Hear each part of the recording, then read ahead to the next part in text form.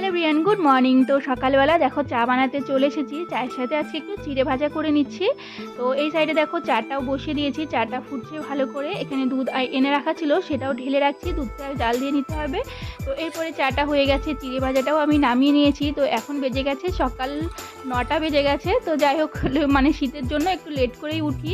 তো লেট করে উঠি বলতে বিছানায় থাকি, একটু মোবাইল টোবাইল চালাই। তো 9টা বেজে গেছে। আর শীতের সময় তো বাইরে এত প্রচণ্ড হাওয়া চলছে, এখন দুদিন হয়ে গেছে, মানে ভীষণ পরিমাণে হাওয়া হচ্ছে। মানে বাইরে সকালবেলা বেরোনোই যায় না। তো যাই হোক, এরপরে দেখো চা বানিয়ে নিয়ে চলে আসলাম। এখানে আমি, আমার মেয়ে, আমার হাজব্যান্ড বসে বসে চা খাচ্ছি। তো এরপরে সকালের টিফিনটাও মানে বানিয়ে নিয়েছি। এখানে দেখো সকালের টিফিনে আজকে করেছি একটু পাস্তা।